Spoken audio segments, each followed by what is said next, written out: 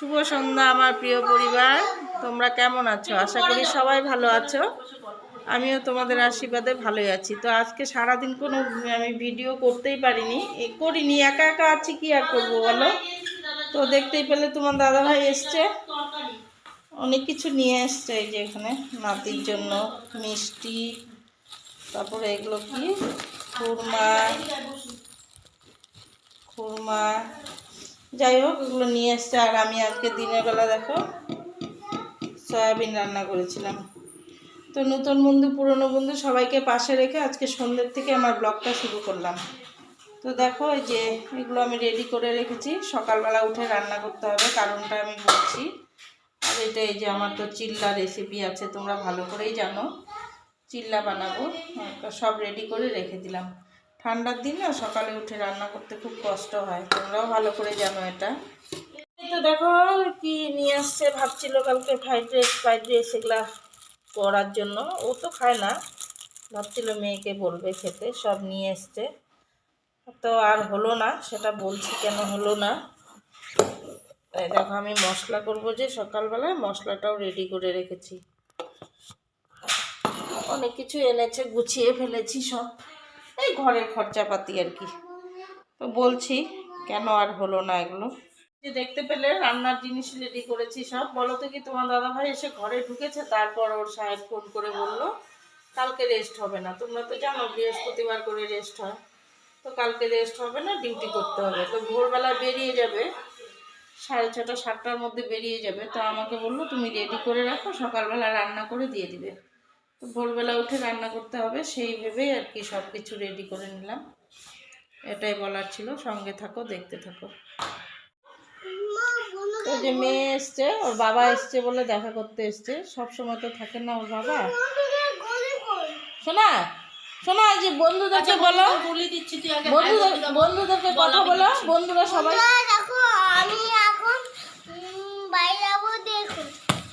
দেখলো বন্ধুরা, হাই বলে দাও, হাই বলে দাও একবার। এইদিকে তাকিয়ে, এইদিকে তাকিয়ে, এইদিকে তাকাও, হাই বলে, হাই। দুষ্টু পাজি করে খালি।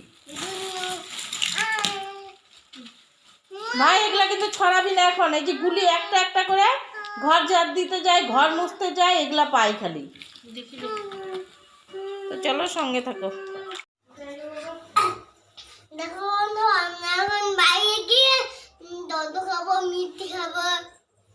বাই করে যাও সবাইকে।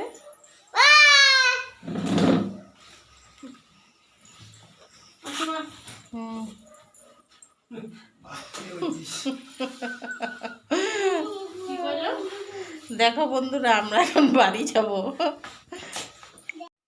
গুড মর্নিং আমার প্রিয় পরিবার। মর্নিং এর জন্যই বললাম, কালকে সন্ধ্যাবেলায় তো আমি ব্লগটা শুরু করেছিলাম, দেখতেই পেলে, সারাদিন করিনি। তো তোমাদেরকে বললাম সব রেডি করে রেখে দিলাম, দেখালাম যে রান্না করে দিব তোমার দাদাভাইকে। কিন্তু বলো তো কি, এত ঠান্ডা আমি উঠতেই পারিনি। তোমার দাদাভাই কিন্তু ঠিক উঠে গেছে, ও উঠে অনেকক্ষণ আগে উঠেছে, আমাকে নাকি ডেকেছে, আমি শুনিনি।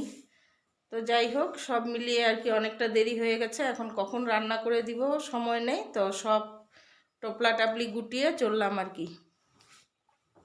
আমিও চলে যাচ্ছি তোমার দাদাভাইয়ের সঙ্গে, দেখি আবার আসবো 2-1 দিনের মধ্যে। তো তোমরা সঙ্গে থাকো, দেখতে থাকো যে রেডি হচ্ছে তোমার দাদাভাই। আমি রেডি হয়ে গেছি, আমি কোন লুকে যাচ্ছি দেখবে বন্ধুরা। দেখো, গাড়িতেই তো বসে যাব না ঠান্ডার মধ্যে, কে দেখবে বলো। আর বাইরে যে কুয়াশা পড়ছে না, দাঁড়াও তোমাদেরকে দেখাচ্ছি বাইকটা। দেখো কি কুয়াশা পড়ছে, যদিও অতটা তোমরা বুঝতে পারছো না, কারণ আমি ঘরের ভিতর থেকে দেখাচ্ছি, খুব কুয়াশা পড়ছে। দাঁড়াও যেতে যেতে দেখাবো, সঙ্গে থাকো। তো বন্ধুরা দেখো একবার খালি কুয়াশাটা কি পড়ছে দেখো।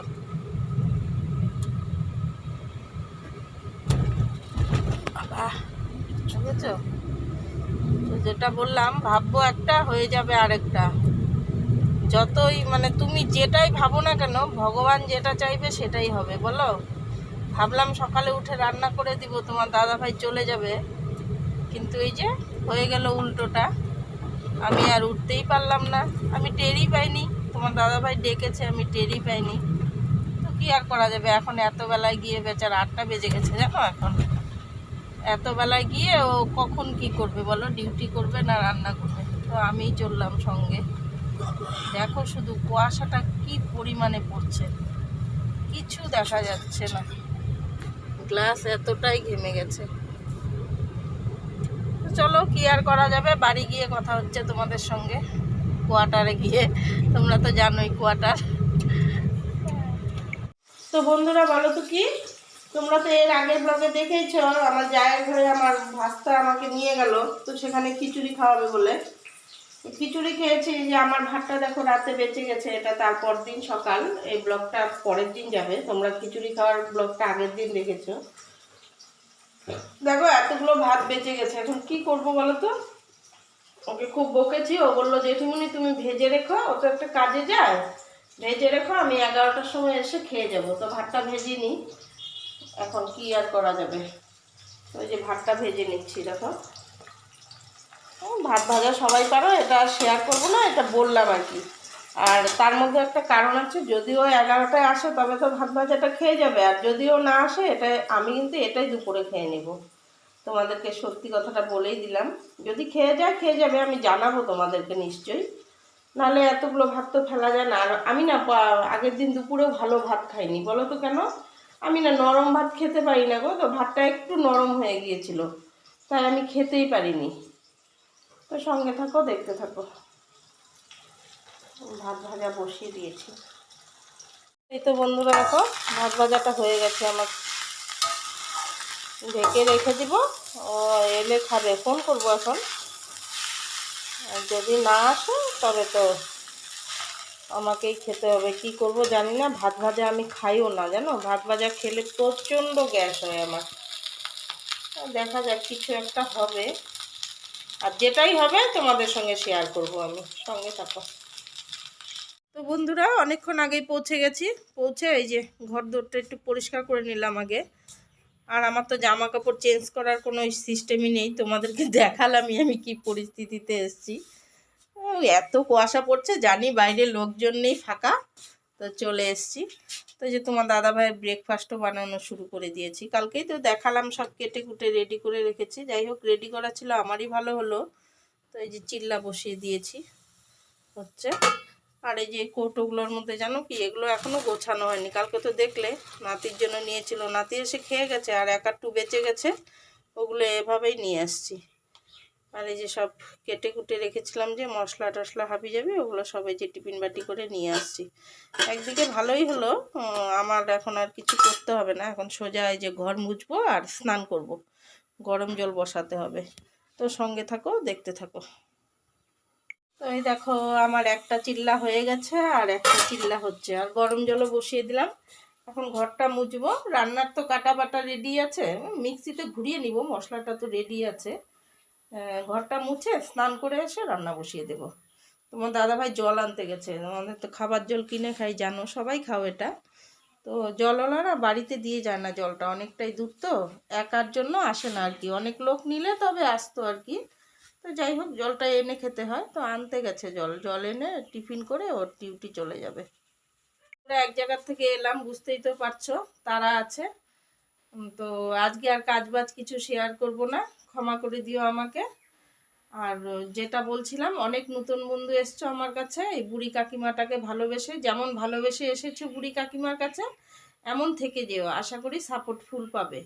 আমি যথাসাধ্য চেষ্টা করি, আমার কিন্তু নেট আনলিমিটেড, আমি সব সময় বলি, শুধু সময়ের দরকার আমার। আর তোমরা কারা কারা চাও যে আমি চালিয়ে রেখে অন রেখে তোমাদেরকে সাপোর্ট করব, তারা আমাকে কমেন্টে জানিয়ে দিও। বন্ধু হলেও জানাবে, বন্ধু না হলেও জানাবে, আমি নিশ্চয়ই সাপোর্ট করে দিব। আরে আমার একটা স্টেপ নিলে যদি তোমরা একটু এগোতে পারো, এগোও না, তাতে ক্ষতি নেই। তাতে আমার মনে হয় ভগবানের কাছে আমার জায়গাটা আরও ভালো হবে।